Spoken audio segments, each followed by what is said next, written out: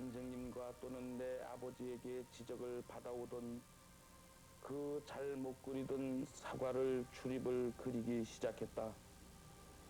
미니멀이 유행하기 시작하던 70년대 난 또 이단이 되어 칼라와 형상의 복귀를 서둘렀다.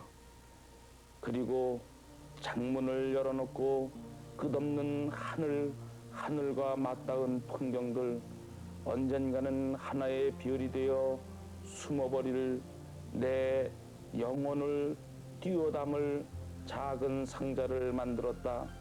큐빅 드림은 그렇게 해서 10여 년 병고에서부터 굳어가는 내 체온이 발끝 하나 살아 움직임으로 남아있는 것이다.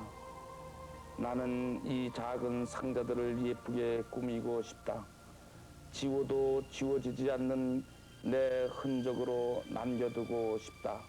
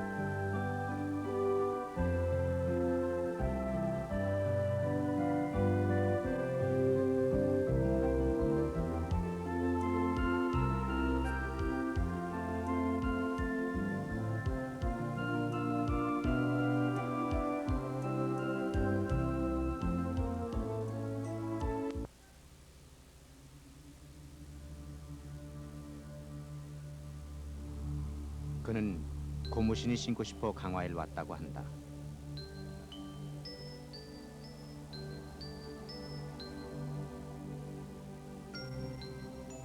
초여름의 마니산은 어느덧 싱싱한 생명력으로 충만하고 화가 김선혜는 비로소 고향의 품에 잠긴 듯 그 안에서 편안하다. 새로운 것을 향한 동경과 호기심, 그에게도 한때 바깥 세상을 향한 출구만을 찾아다니던 시간들이 있었다. 그러나 그 호기심의 시간이 길수록 다시금 자신이 있던 자리로 되돌아가고 싶은 마음은 더욱 절실해지는 것이 아닌지. 어느덧 반백으로 희끗해진 머리를 하고 그는 고향 땅 김포가 손에 잡힐 듯한 이곳에다 주섬주섬 그의 마음을 옮겨놓기 시작했다.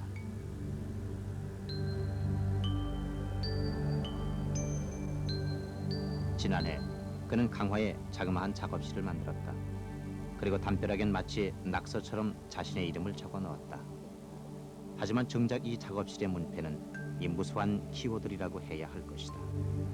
그의 그림의 부적처럼 따라다니는 기호. 이 특이한 문패는 말하자면 직관에 호소하는 그의 그림 세계를 상징적으로 보여주는 셈이다.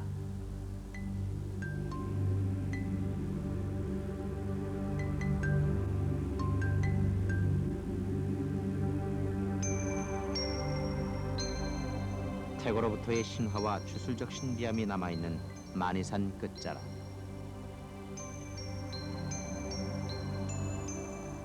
그가 이곳에 작업실을 꾸민 것은 단지 고향 땅 김포가 가까워서만은 아니다. 단군 왕검이 하늘의 제사를 지냈다는 마니산 봉우리.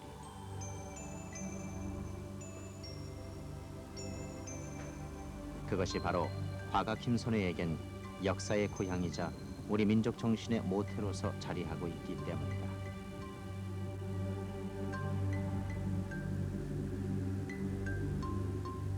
마니산의 마니는 원래 머리라는 말에서 왔다고 하던가.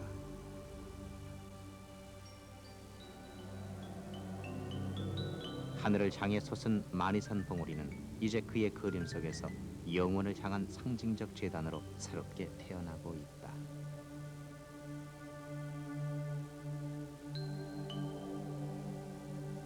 하루에 담배 2갑, 걸쳐화가 김선혜는 세상을 향해 하고 싶은 얘기가 많은 사람이다.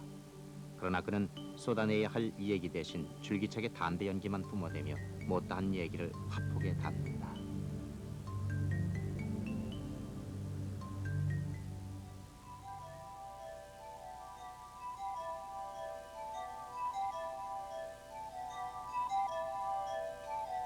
보편적인 시각적 체험에 길들여진 사람들은 그의 그림 앞에서 일순 당황하게 된다. 각각의 대상들이 전혀 엉뚱한 위치에 놓여져 있기 때문이다.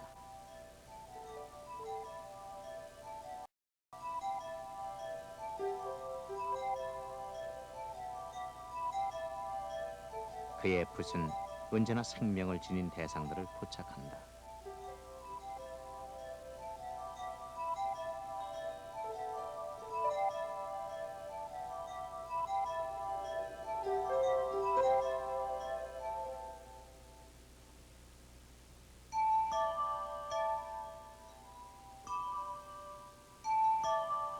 그러나 그가 그리는 꽃은 현상적인 꽃 그 자체만은 아니다.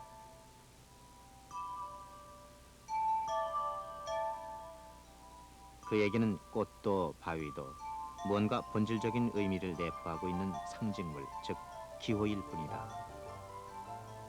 그는 인간의 사회 속에서 이루어지고 있는 모든 현상적인 것들을, 심지어는 학문까지도 일종의 기호로 파악하고 있다.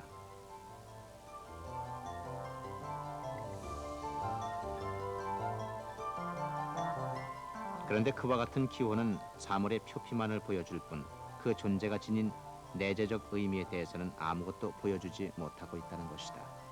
화가 김선혜의 정신적 여정은 바로 여기에서 출발한다. 과학적 논리와 서구적인 합리성의 잣대를 그는 평면 기호라 부르고 있다. 왜냐하면 그것은 존재의 다층적인 구조를 외면한 채 일면적 구조에만 치우쳐 있기 때문이다.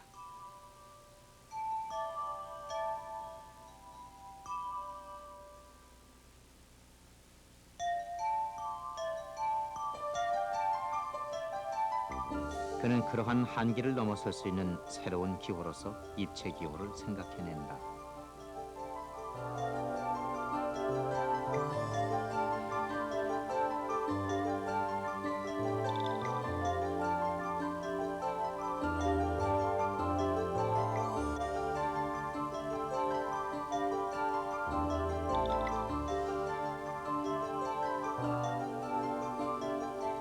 그의 입체 기호가 지향하는 것은 초논리적이고 직관적인 세계, 궁극적으로는 우주라고 하는 무한의 공간이다. 그리고 최근의 입체꿈 시리즈는 그러한 입체 기호들의 얼개를 뜯어맞춰 구체화한 것에 다름은 아니다.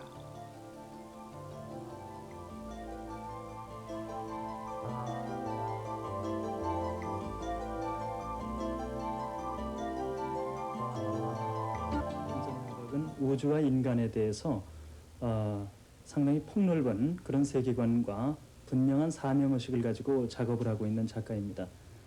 이분은 그 우주와 인간이라고 하는 것이 하나됨으로 연결되어 있는 그런 장엄한 생명 현상이라고 하는 그런 자각하에서 또 그것이 무한성을 그 본성으로 지니고 있는 존재라고 하는 그런 의식을 깊게 지니고 작품을 하고 있죠. 그리고 또 이분의 한 가지 특징은 그런 무한성이나 우주와 인간이 하나의 장엄한 생명 현상이라고 하는 것을 현대가 망각했기 때문에 그 망각으로부터 현대의 모든 문제가 생기게 됐다고 하는 것입니다. 예컨대 물화된 현대의 모든 것들이 존재가 물화되어 버려서 그로 인한 비인간화 현상, 숱한 문제점들 이런 것들이 다 이 우주가 존엄한 생명 현상이라고 하는 거 이런 것들을 망각함으로써 비롯됐다는 것이죠. 그래서 이분의 작업은 보이는 것과 보이지 않는 세계, 그 무한성의 어떤 세계 이런 것들을 화면에 그 표현하는 그런 작업으로부터 시작하고 있는 것입니다. 그 이분의 화면에서 특히 나타나는 것은 그 대페이지망이라고 하는 그런 그 기법인 것입니다. 그 대페이지망은 원래 그 초현실주의 회화에서 창안됐던 화법인데 그 초현실주의에서 했던 것과는 전혀 다르게 이분은 그것을 대페이지망을 이용을 해서 그 오히려 물화된 존재를 보다 풍요롭게 보이게 하고 그 잃어버린 어떤 꿈의 세계를 다시 되찾는 그런 그 기능으로서 대페이지망을 활용하고 있는 것이죠. 말하자면 그것은 대표지망은 이분의 작품에서 보면은 바위 덩어리가 땅에 있어야 될 바위 덩어리가 하늘에 있는다든가 원래 있어야 될 위치에서 이탈돼서 엉뚱한 모순적인 상황을 연출하는 방법 이런 게 대표지망이거든요. 그렇게 하늘에 바위를 둥 띄우고 그 바위 위에 또 다른 하늘이 전개된다든가 숲이 전개된다든가 이러한 그 것들을 하고 있죠. 근데 우리는 그것을 봄으로써 오늘날 특히나 모든 사물을 그저 단순한 물질로서 바라보는 시각에서 벗어나서 바위도 저렇게 풍요롭게 느낄 수가 있는 것이구나.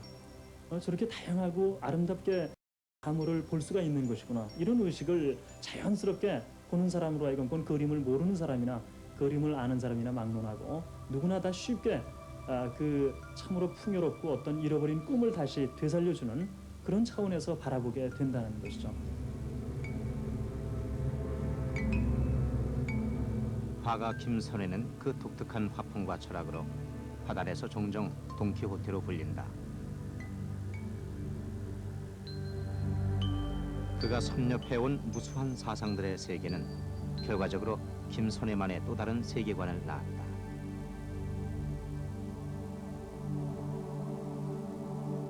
그것은 과학적 사고가 지배하는 서구의 그것이 아니라 선함적인 세계의 동양 사상과 그 뿌리를 함께한다. 결국 다양한 사상적 편력 끝에 도달한 정신적인 모태로의 회귀인 셈이다.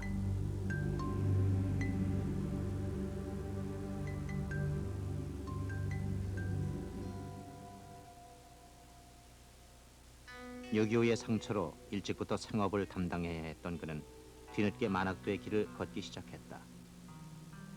넘쳐날 듯한 사상과 학문의 홍수 속에서 그는 그를 향해 열려진 다양한 세계들 중 결국 그림 하나를 선택했다.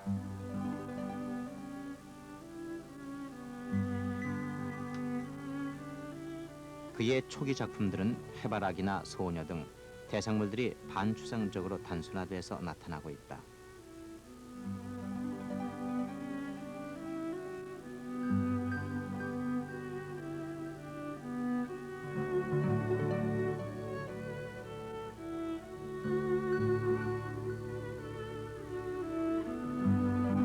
해학적이면서도 우수에 차 있는 듯한 그의 그림. 하지만 그는 이때까지만 해도 자신이 평생을 그림만을 그리며 살아가리라고는 확언하지 않았다.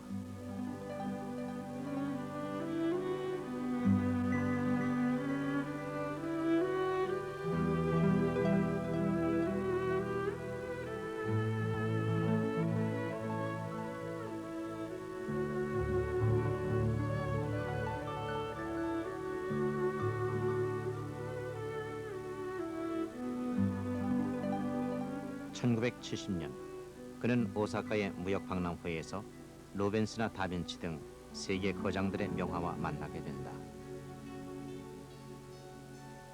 그 만남에서 그는 인간의 논리적 부산물로는 설명돼 줄 수 없는 예술의 참 가치에 깊은 충격을 받는다. 이후 김선혜는 세상 사람들을 향해 꼭 들려줘야 할 자신의 언어를 오직 예술로만 못 박았다. 의욕적인 작품 전시를 통해 그의 그림은 꾸준히 변화된 모습을 보여왔다. 그러나 그것은 변화라기보다는 그가 도달하려는 절대치에 끊임없이 가까워지려는 모색의 과정이 아니었을까.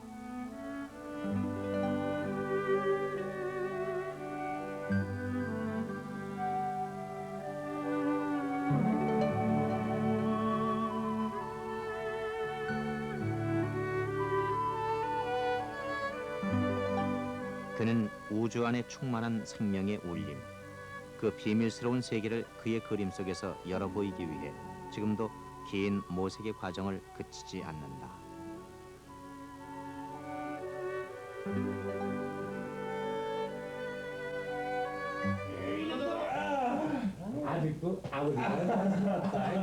건장한 체격의 세 아들. 한때 그들이 그림을 그리겠다고 했을 때 아버지 김선혜는 반대했었다.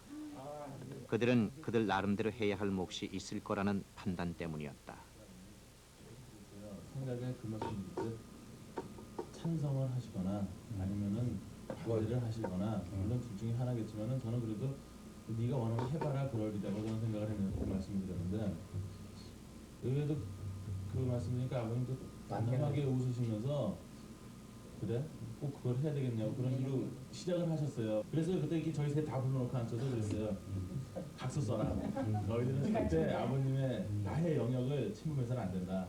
아버지의 자존심이고 심한 경우에는 너희들이 나보다 더 미술을 잘하면 어떡하냐. 그때는 내가 이 자존심이 상해서 못 견디지 않겠니. 이런 식으로 말씀하셨는데 그런 농담가 그래서 안 해준다면서. 근데 제가 그림을 어떻게 그리게 되는지 참 궁금했었거든요. 사실은 아버지가 국민학교 다닐 때 아버지하고 큰아버지하고 고모하고 셋이 다 1학년에 같이 다녔어.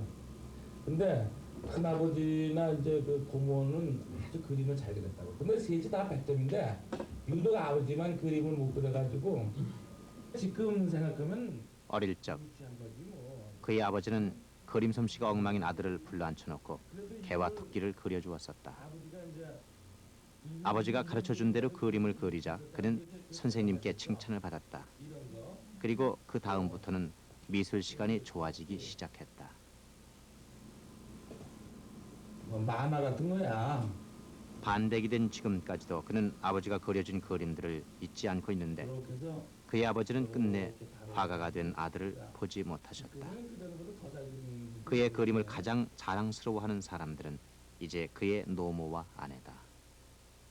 너희들 낳았을 때 그 기쁨을 엄마는 아버지 작품 보고 너무너무 맛보지. 아버지 작품은 항상 어떤 우리들의 모든 생활 축제 같은 느낌도 주고 모든 사람에게 그 환희와 기쁨과 또 우리가 증여하는 어떤 삶을 살아야 된다는 그런 것도 엄마는 느낄 수 있지. 다른 사람들은 다 느낌은 각자가 다 다르지만 엄마는 아버지 그림을 너무너무 좋아하니까.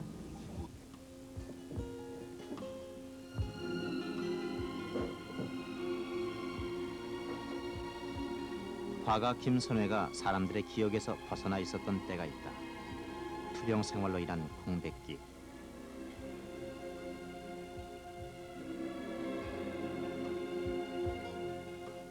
(10여 년) 전 간경변으로 그가 그의 시간들을 송두리째 포기했을 때 끝까지 포기하지 않고 그를 일으켜 세운 사람은 다름 아닌 그의 아내였다.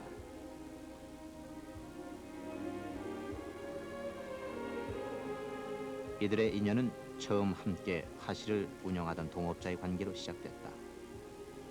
당시 홍대 미대에 재학 중이던 그의 아내는 김선혜가 종종 그려주는 열쇠 그림이 인상적이었다고 했다. 결국 그 그림은 두 사람의 마음을 여는 열쇠가 됐고 이제 이들은 가정이라는 울타리를 함께 꾸리는 평생의 동업자가 되었다. 투병 생활 중 그를 신앙의 세계로 이끈 것도 그의 아내였다.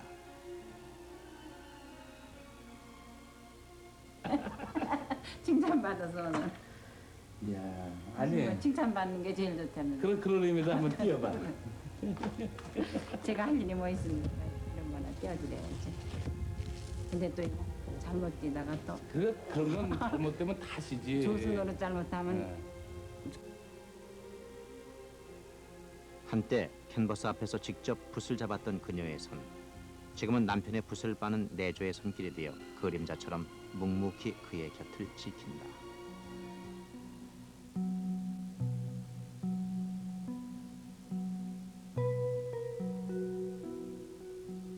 (70년대와 80년대에) 걸쳐 김선혜는 일련의 입체적 기호 시리즈를 발표한다.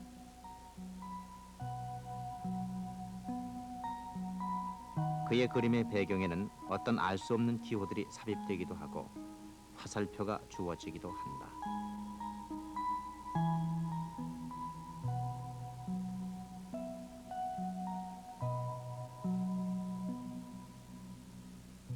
그러나 그의 작품에서 이러한 이미지와 기호 간의 상호관계를 규정하려는 노력은 일단 무의미한 것으로 보인다. 그가 제시한 기호들은 전달돼야 할 논리적 의미를 지니는 게 아니라 각기 독자적인 시각 대상으로 자리하고 있기 때문이다. 대신 그는 논리가 아닌 상징으로 현존하는 실체의 이면에 존재하는 현전과 현후의 세계를 들춰내 보이고자 한다.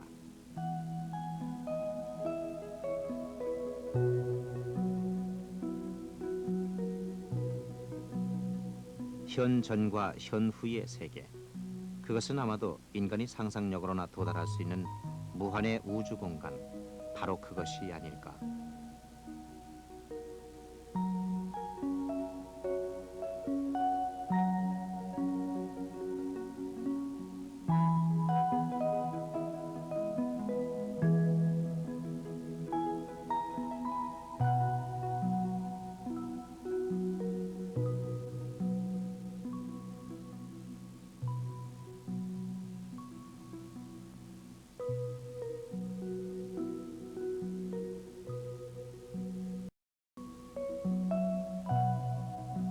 몇 개의 흐트러진 형태를 화면 여기저기에 늘어놓고 그것을 다시 기호나 수식으로 꿰매어 놓은 듯한 그의 그림.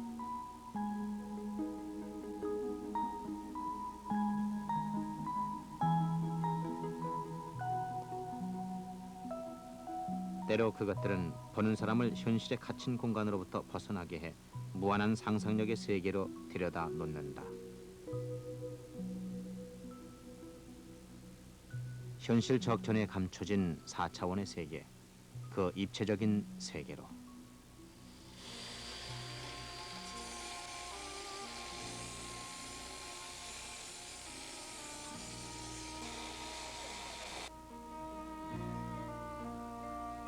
천안에서 자동차로 30분 남짓.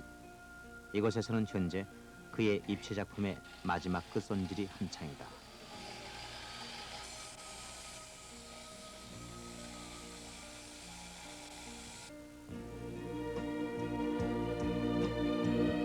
그의 작품은 마치 만이선의 참성단과도 같이 주술적인 분위기로 에워싸여 있다.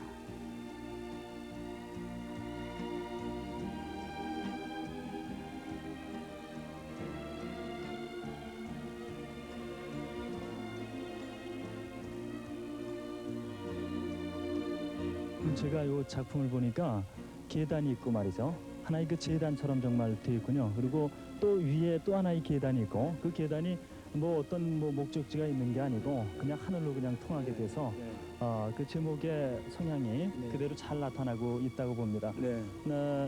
그 다른 일반 그 지성 그 조각가들이 한 작품도 아니고 주로 그 회화 작품에 전념하시던 분이 이렇게 조각 작품을 하시게 됐는데요. 이런 그 조각 작품을 기획하신 게 조각에 한번 손대 보고자 네. 하셨던 때가 언제쯤이었습니까? 그러니까 이 회화라고 하는 것도 마음을 표현하는 기호들이거든요. 그래서 우리는 뭐 꼭 그림을 그릴 때도 유화 하나라고 하는 그 매체만 가지고 표현해야 할 이유가 없죠. 그러니까 표현 도구가 풍부할수록 심상적 표현이 이제 넓어지는 거 아니겠어요? 그래서 입체라고 하는 것이 뭐 별다른 영역이라고 저는 생각해 본 적이 없거든요. 그리고 입체 작품은 뭐 오래전서부터 해왔던 겁니다, 같이. 그리고 이제 평면에서 할 수 있는 그 폭이 좁을 때는 그걸 도리 없이 입체로 가는 그런 경향이 있었습니다. 선생님 작품을 보게 되면은 인간이라고 하는 것이 하나의 그 무한을 지닌 존재자가 아니냐라고 하는 그런 어떤 그 신념 같은 것이 진하게 작가 정신 저변에 깔려 있는 것을 보게 됩니다. 그 점은 어떻게 생각하십니까? 하늘을 하나의 공간의 총체적인 걸로 생각하거든요, 사람이. 근데 저는 그 공간 너머에 또 공간도 생각할 수 있죠. 이건 아마 예술가의 생각일 거예요. 그것이 하나 우리가 사용하고 있는 언어로서는 무한에 대한 어떤 그 상징으로 제 작품에서도 나타낼 것 같은데요. 그 살아있는 나는 뭘까 이런 거와 이제 끝없는 질문을 하게 되는데 어쨌든 간에 바탕은 말이죠. 잉태한다는 것이죠. 잉태. 어디서부터인지는 몰라도 하여튼 잉태되었다는 거예요. 그리고 또 그 어디로 돌아간다고 하는 것밖에 우리 인간이 아는 지식이 전부일 거예요. 그러니까 그런 것들의 총체적인 사고 이런 것을 어떻게 표현하는 방법, 이것이 이제 끝없이 저의 삶 속에 질문으로 남아 있으니까 제 작품 늘 그런 것들은 질문과 대답의 반복.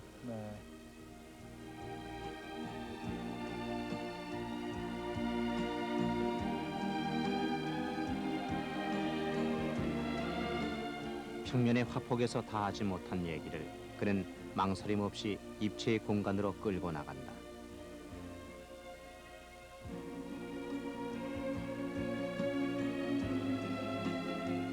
이곳에서 그는 존재의 한 단면밖에 잴 수 없는 평면적인 자아 대신 새로운 척도를 제시한다.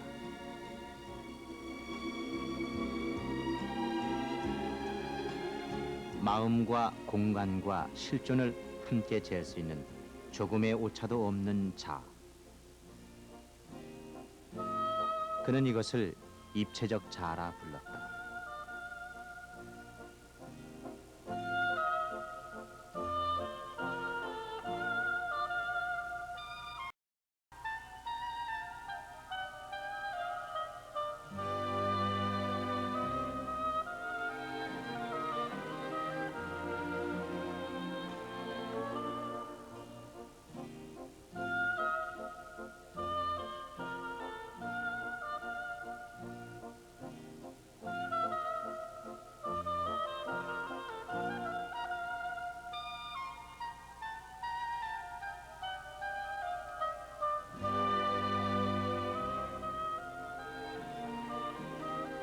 김손해는 강화도 작업실의 앞마당을 자신의 입체 작품들로 채워두고 있다.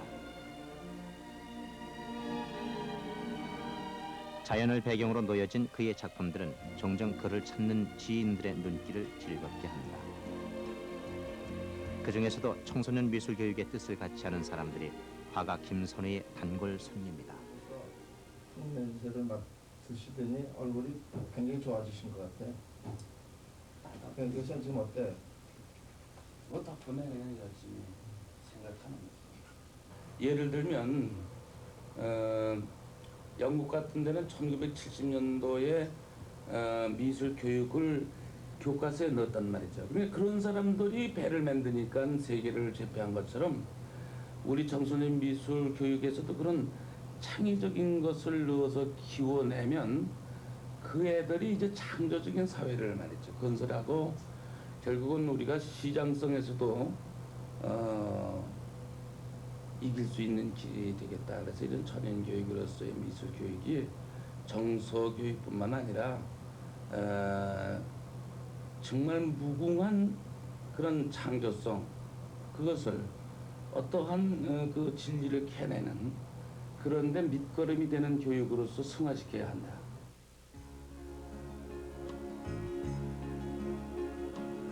그의 후암동 집은 언제나 문이 열려 있다.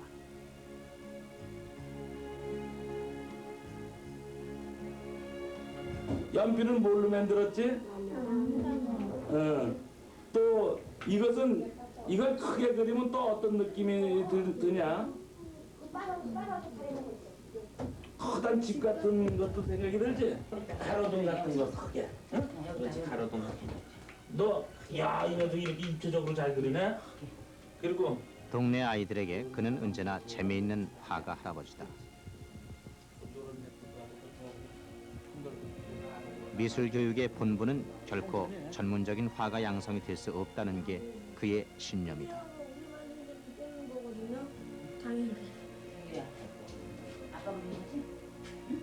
무한한 창의력과 상상력의 세계. 어린이들에게 미술 교육은 바로 그러한 세계를 일깨워주는 다리가 돼야 한다고 그는 믿는다. 잘했어. 여자도 그래, 여자. 여기가 임성이야? 늘 열려있는 현관문을 통해 아이건 어른이건 거리낌 없이 들락거리는 집. 여기가 바로 돈키호테 화가 김선회가 사는 집이다.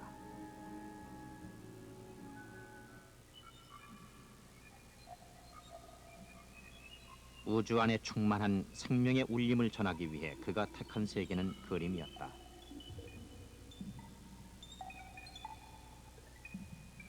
그런 만큼 그에게는 이 시대 예술가로서의 사명의식이 뚜렷하다. 사물은 물론 인간까지도 이 시대에는 단지 이용 가능한 도구로서 존재할 뿐이다. 즉, 거대한 사회의 부속품에 지나지 않는다.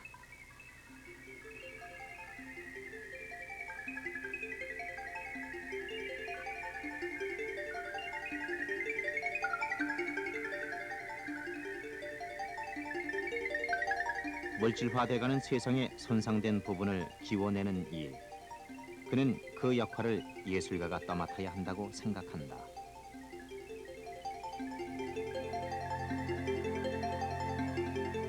그런 뜻에서 그의 그림은 모든 존재가 지닌 의미들을 존중하고 제자리로 되돌려 놓으려는 작은 움직임이다.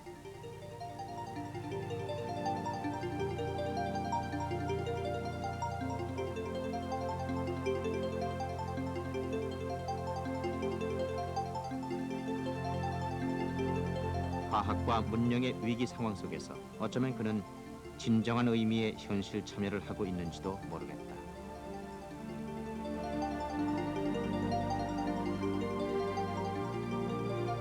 그는 그가 그린 정육면체의 상자 혹은 바위 속에서 사물의 기존 개념을 해체시킨다. 그러나 대신 사물의 표피 속에 숨겨진 본질적인 의미를 보고 있다.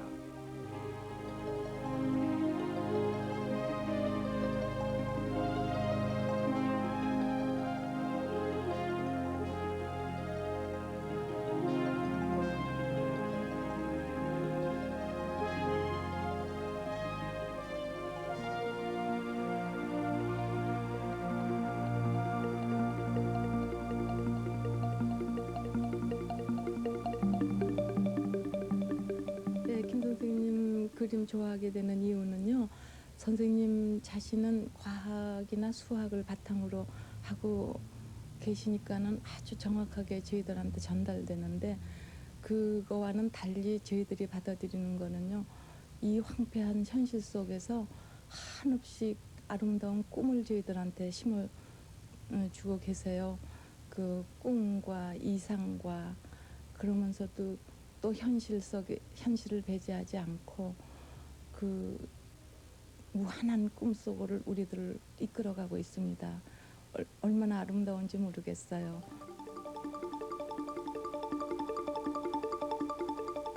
큐빅 드림의 상징인 입방체와 먼 고대로부터 온 듯한 사슴과 사냥꾼의 질주.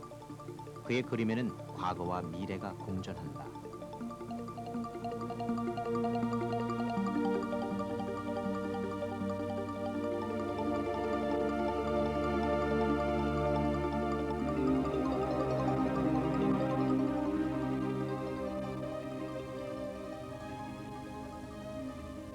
이 새로운 작품이네요. 아,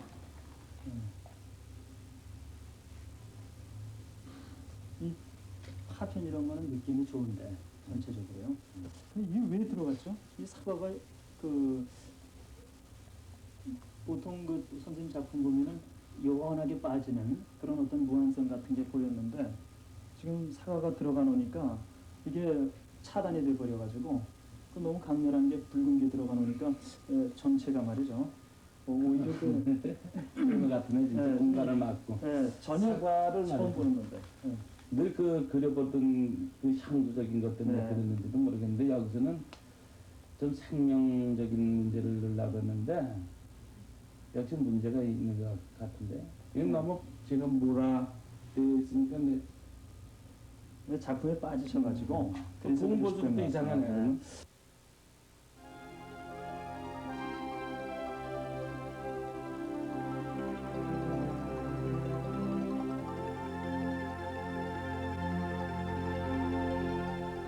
바위 속에 담긴 하늘과 그 하늘 위로 향한 주술적인 계단. 거기에 에메랄드같이 빛나는 사상적 편린들이 화면 여기저기에 떠다닌다.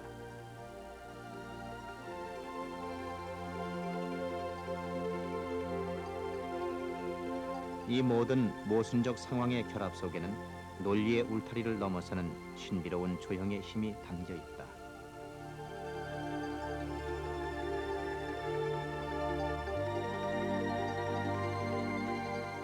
그리고 마니사는 그가 돌아갈 정신적 고향으로서 무한 공간을 향해 열려 있다.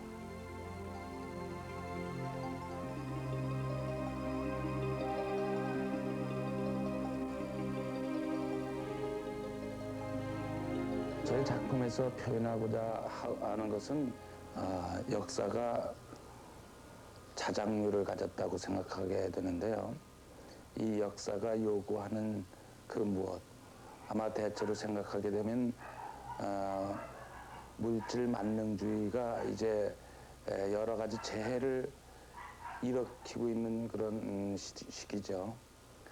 그런 것들에 대해서 예술도 또한 같은 사명감을 가지고 역사를 치료하는 치료자의 그러한 역할을 충분히 수행해야 한다고 하는 것이 저희 예술성이다 이렇게 생각하겠습니다.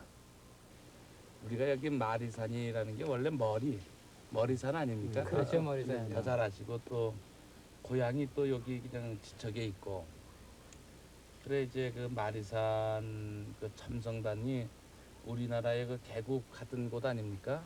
예, 그래서 화가 김선혜는 누구든 붙들고 얘기하길 좋아하는 사람이다. 함께 그 마리산이 갖는 의미, 우리나라의 근거, 이제 그는 신화의 농부들과 함께 바닷바람과 마니산의 정기를 받으며 이곳 강화에서 늙어가고 싶다. 함께 생각하는 그런 기회가 됐으면 하는 얘기죠. 감자가 이거 잘 안 됐네. 진딧물이 가서 그랬어요. 약을 제때 못해 줬어요. 그래도 독일 같은 나라는 이게 주식인데. 흙은 생명을 잉태하고 그 생명이 다시 돌아가는 곳.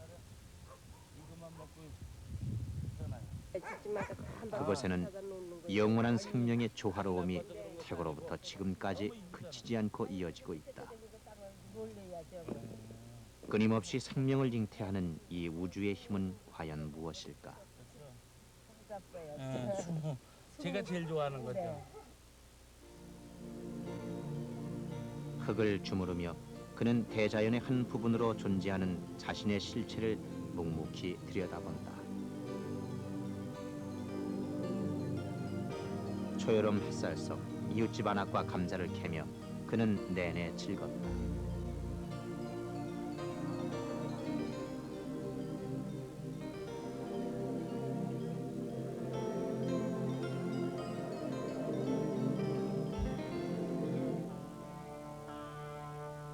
작업을 시작하기 전 그는 항상 기도를 한다.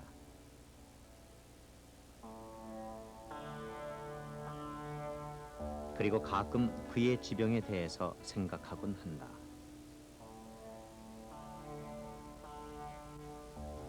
오늘도 겸손한 마음으로 이 하얀 캠퍼스 위에 날인대는 이 기호들이 올바른 언어로서 당신의 진리와 향기 그윽한 주님 부활의 예전에 그는 이 묵주가 그의 손에서 반짝반짝 다를 때까지 그의 생명이 허락되기를 기도했었다. 저의 조철한 작품 이제 그는 그런 기도를 버린 지 오래다. 어차피 생명은 절대자에게 속한 것, 그 자신의 것은 아니라는 생각이다. 우리 주 그리스도의 이름으로 비나이다. 대신 그는 신이 그에게 허락하는 동안 그에게 맡겨진 화가로서의 사명을 다할 수 있기를 기도한다. 과학과 문명이 해결할 수 없는 손상된 세상의 보수를 위해서, 그리고 제갈 길을 찾지 못하고 방황하는 이 시대의 왜곡된 정신을 위해서. 그 속에서 예술은 화가 자신에게도 충만한 기쁨이 될 것이다.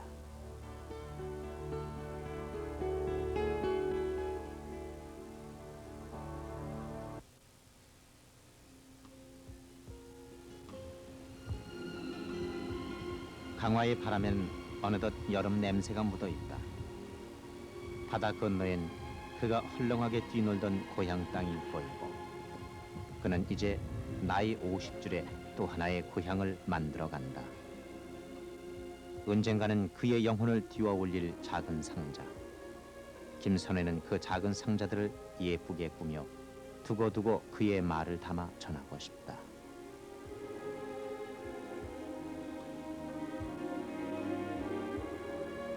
그리고 거기에 담길 이야기는 어쩌면 이곳 강화 바다에서 새롭게 시작되고 있는지도 모를 일이다.